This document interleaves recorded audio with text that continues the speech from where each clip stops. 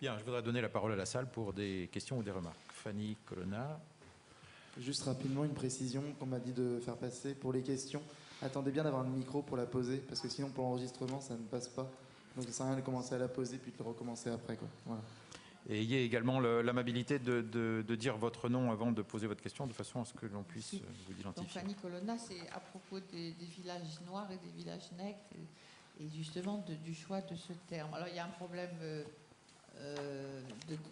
antérieur, si je peux dire. C'est pourquoi on a appelé village nègre. Et moi j'en connais un à Batna, j'en connais un à Biskra, etc. Il y en a pratiquement dans toutes les grandes villes. Pourquoi on a choisi ce nom? Ça c'est la première chose. Sachant que par exemple à Batna et à Biskra, dans mes souvenirs, il y avait des Noirs, peut-être en petite quantité, mais il y en avait dans ces agglomérations, petites dans ces quartiers. Ensuite, je ne sais plus très bien, Valère, si tu as dit qu'il y en avait peu ou pas au nord des Noirs, mais finalement, il y en a. Il y en a sous plusieurs formes, c'est-à-dire dans la Soumam, par exemple, on dit que Ouedamizour, c'est là que se sont retrouvés tous les esclaves des Zaouïas quand finalement, les Malabtines se sont dit qu'on ne pouvait plus attendre. Ils ont attendu ce qui... aussi longtemps qu'ils ont pu, mais quand même, il a fallu qu'ils les libèrent. Et apparemment, ils se seraient rassemblés à Ouedamizour. Donc, deuxièmement, quand vous parlez à des étudiants kabyles en particulier, ils vous disent esclaves. Mais nous, les Berbères, on n'a jamais eu d'esclaves. Alors, d'une part, c'est un grand peuple esclavagiste, mais d'autre part, en Kabylie, il y en avait dans tous les villages. Et on a des raisons de penser que la caste des bouchers, des forgerons, etc., certaines espèces, et ça se retrouve en ville d'ailleurs, dans certaines professions, il y a une forte coloration foncée des gens qui tiennent ces... donc c'est tout ce que je voulais dire. Et puis il y a le problème des fameux haratines, sur lequel j'aimerais juste que tu développes l'échange qu'on a eu ensemble dans le couloir. C'est-à-dire le problème de l'origine absolument certaine. Bon, c'est à toi, vas-y, puisque c'est toi le spécialiste.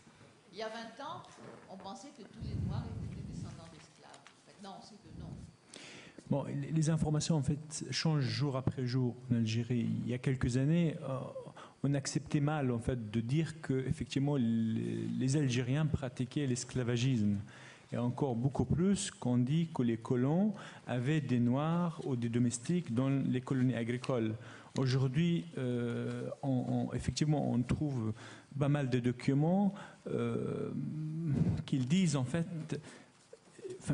l'esclavage a existé dans toute l'Algérie, pas seulement dans le sud. C'est ce que j'ai essayé en fait de prouver dans la thèse. Toutes les Zaouïas avaient des domestiques, des esclaves, des Noirs. Bon, bien sûr, il y a des problèmes de terminologie, des termes, comment on les appelait, etc.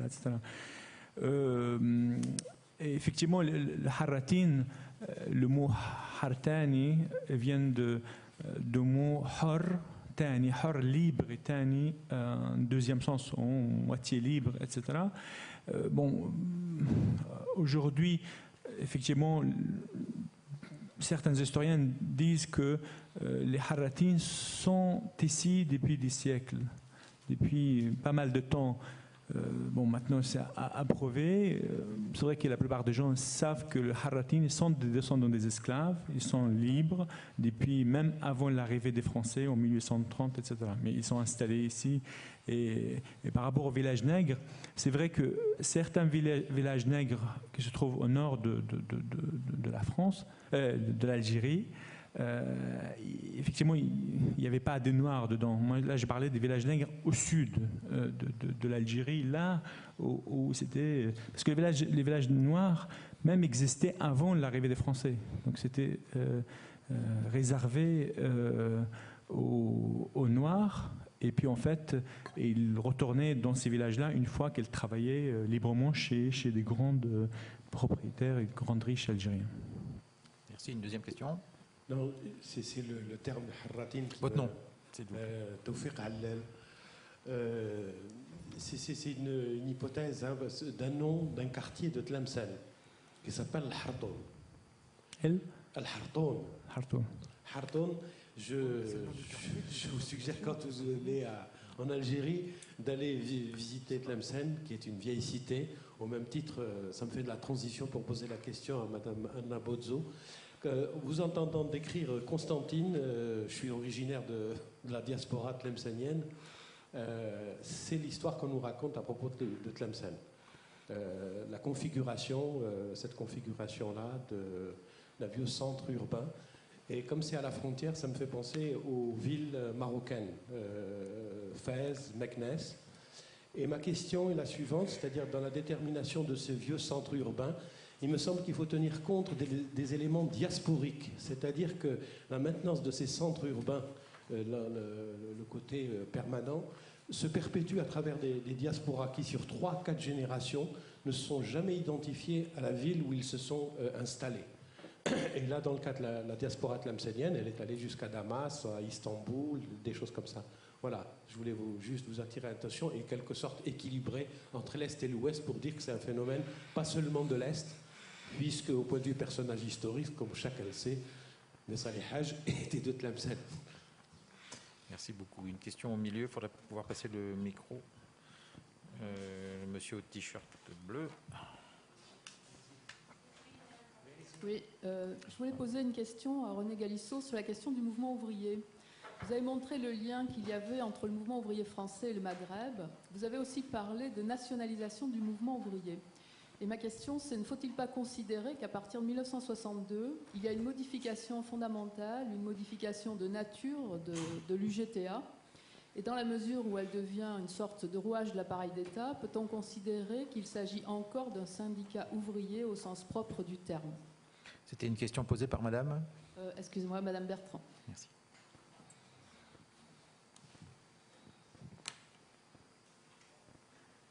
Réponse de René Galissot. Je réponds tout de suite, là. Ah oui, non, mais c'est évident, la modification de 1962, mais ce que j'ai voulu montrer, c'est que c'était préparé, que la formation du syndicalisme d'encadrement en 1962, il devient d'État, bureaucratique, diplomatique, etc. Mais c'est la préparation qui me semble intéressante. C'est comment la préparation a à la fois une signification sociale et une signification dans les rapports politiques. Et comment elle se produit dans la nationalisation du mouvement, si j'ai pu dire.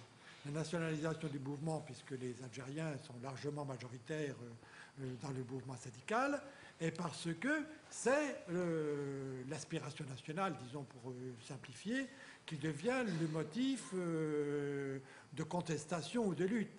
Alors là, c'est intéressant de voir, pratiquement, il faut couvrir l'espace, disons, 1945-1962. 1962, vous avez raison, c'est la réalisation. Merci. Une autre question? Oui, je me suis M. Boblin. Je voudrais intervenir, non pas en qualité d'historien que je ne suis pas, mais en tant qu'habitant de Constantine, où j'ai vécu pendant toute mon enfance, mon adolescence et ma jeunesse. Alors, je n'ai pas beaucoup reconnu Constantine à travers ce que j'ai entendu dire sur Constantine. Premièrement, lors de la percée du mur de Constantine, lors de la brèche qui a été occasionnée par les canons de la Mauricière, immédiatement, l'armée s'est installée dans Constantine, après des pillages d'ailleurs nombreux que des officiers de l'armée qui ont participé à cette action décrivent très largement, mais ils se sont installés, évidemment, au seul endroit où ils pouvaient s'installer, là où les janissaires étaient précédemment, dans la Casbah. Il n'y a aucun plan préétabli d'invasion de Constantine par les militaires. Et comme ça ne suffisait pas pour leur cantonnement, ils sont installés également, un peu plus tard, sur le plateau du Mansoura, à Sidi Marouk supérieur. Mais il n'y a jamais eu vraiment de plan destiné à détruire la Médina, détruire la vieille ville, etc. D'ailleurs, ce qu'il faut remarquer en Afrique du Nord, toutes les Médinas ont subsisté. J'étais récemment à Sousse, en Tunisie, le mois dernier, à Tunis, en Tunisie, le mois dernier. Les Médinas sont remarquablement bien conservées, entières, et il n'y a aucun problème. Par contre, je suis allé à Constantine au mois d'avril, et je dois dire que le quartier de la Souika et malheureusement est en train de s'effondrer. Est en train de s'effondrer par manque d'entretien. Hein. Mais la Médina est restée à peu près ce qu'elle était, sauf évidemment que les 600-800 premiers Français qui se sont installés, Français ou Maltais ou Italiens, qui se sont installés à Constantine dans le sillage des troupes d'invasion, se sont installés progressivement autour de la brèche qui avait été faite dans les murs, et notamment dans le quartier situé entre la Casbah et la place de la Brèche, où ont été construites la préfecture, la mairie, etc., un quartier européen. Alors, d'autre part, il y a eu effectivement des aménagements, il y a eu des percées faites dans la vieille ville, exactement comme il y en a eu à Marseille et à Paris, sous le baron Haussmann. Hein, c'est à la même époque qu'on a fait de grandes percées dans le tissu ancien. À Marseille, on n'a pas hésité à traverser l'Acropole, à creuser l'Acropole pour faire l'avenue de la République. On a procédé de même. Et d'ailleurs, au cours de cette opération, effectivement, une zaouïa qui se trouvait près de la médersa a été un peu écornée. Mais pas du tout la grande mosquée. La grande mosquée qui se trouve place des Galettes, derrière le théâtre, n'a pas été touchée. Elle est restée strictement intacte. Voilà ce que je voulais apporter comme précision. Alors, il est évident aussi que le quartier, une fois qu'on a fait cette percée de la rue nationale et de la rue de France, on a coupé effectivement le quartier en deux, et même peut-être en trois, quand on a fait la rue Caraman, actuellement Titouche Mourad, je crois, la rue nationale et la rue s'appelant maintenant, je crois, Ben Mehdi. Donc, on a coupé effectivement le tissu urbain ancien en trois. Alors, le quartier qui était situé sous la Casbah et vers la rue nationale, c'est resté le quartier juif. Ce quartier que les juifs occupent depuis bien avant la conquête de Constantine, depuis que le bey leur a accordé en récompense de leur loyaux services une partie de la ville, hein, pour en user absolument comme ils voulaient. Je crois que c'est ça l'abbé, je n'en suis pas très sûr, hein, je ne suis pas historien, je peux me tromper. Bon, et le quartier situé entre la rue nationale et le Rumel, lui, est resté tel qu'il était, avec ses quartiers spécialisés d'artisans et autres. Il n'y a pas eu véritablement d'atteinte au tissu urbain autre que la partie effectivement située entre la place de la Brèche et la Casbah, qui a été occupée par des constructions européennes. Par contre, l'extension de la ville, elle, s'est faite effectivement quand on a rasé le Goudiat sur le plateau du Goudiat, puis en direction de Saint-Jean, et quand on a reconstruit le pont d'El-Kantara, qui avait été détruit par les troupes françaises qui marchaient au pas sur ce pont, il n'était plus très solide, et quand il a été reconstruit, de l'autre côté, on a reconstruit effectivement El-Kantara comme un quartier européen. Mais on a autant que possible évité de trop mordre dans le tissu urbain ancien. Voilà ce que je voulais apporter comme précision, mais je vous dis en qualité d'habitant de Constantine qui a constaté les faits. C'est une des caractéristiques de l'histoire urbaine que de voir qu'il n'y a pas de ville unique, mais il y a toute une série d'images qui sont susceptibles de superposer selon le regard qu'on porte sur les agglomérations. Madame Bozo, vous voulez réagir à cette remarque?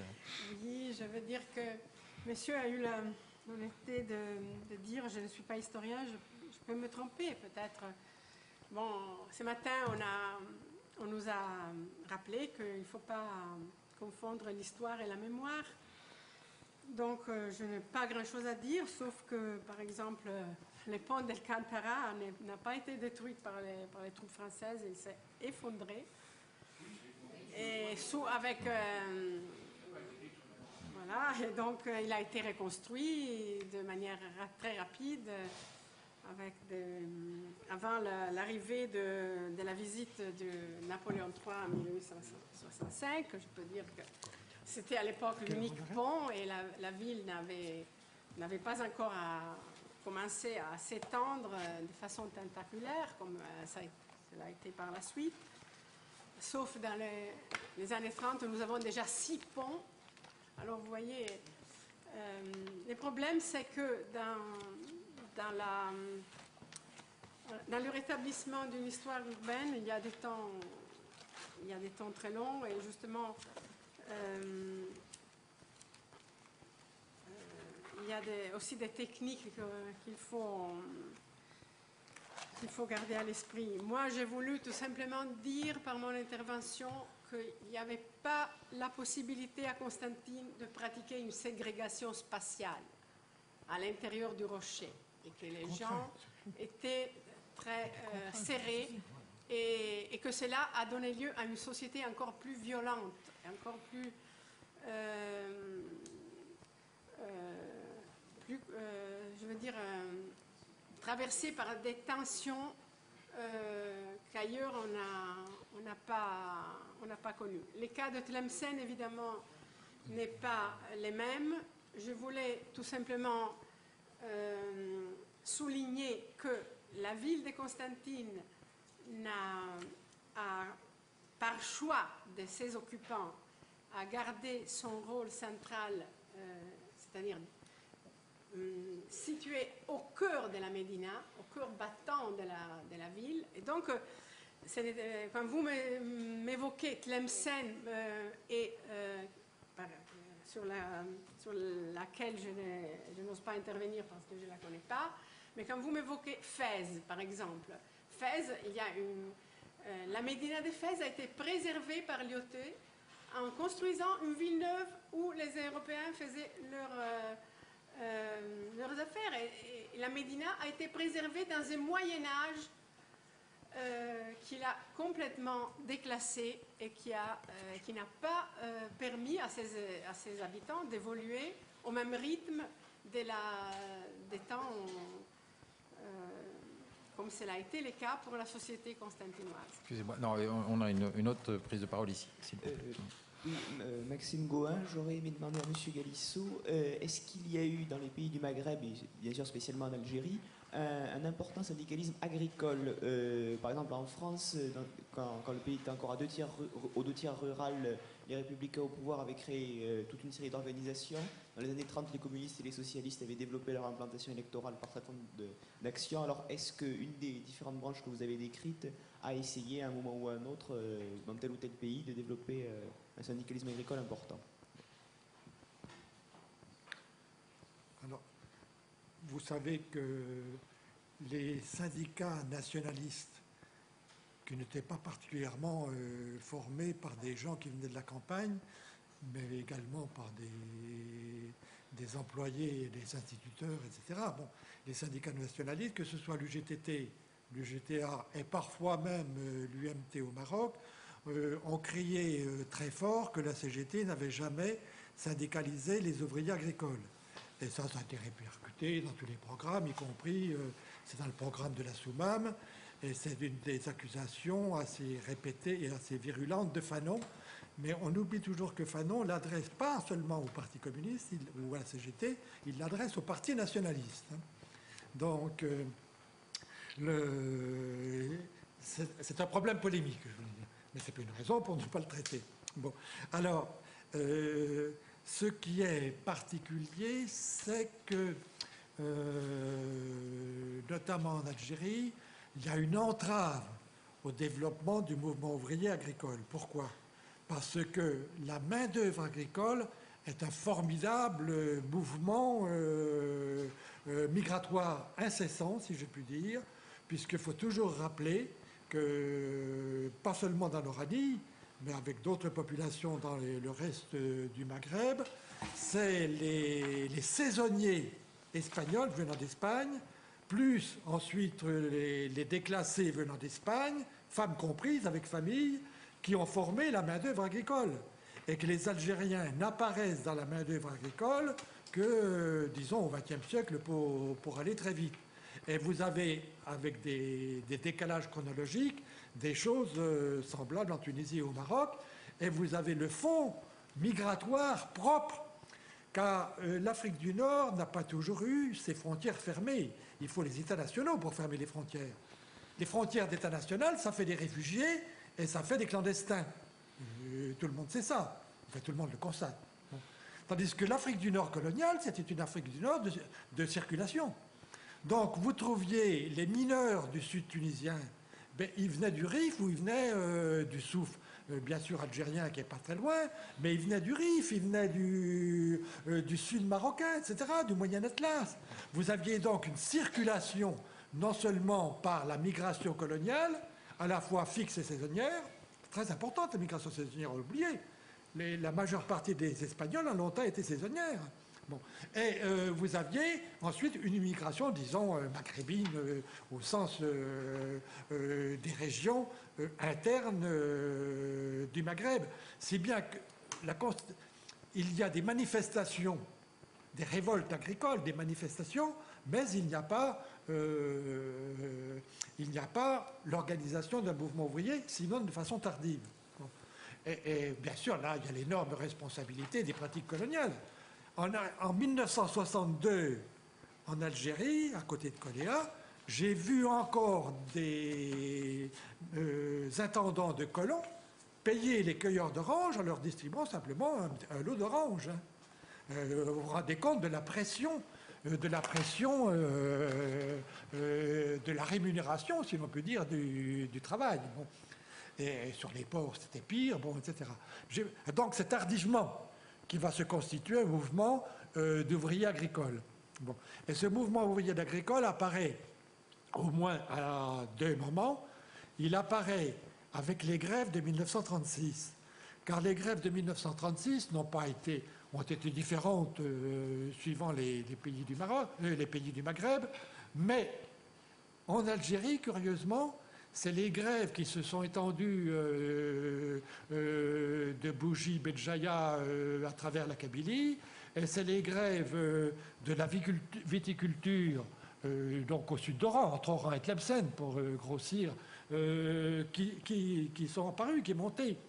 Alors, la vieille CGT, la CGT se réunifie à ce moment-là.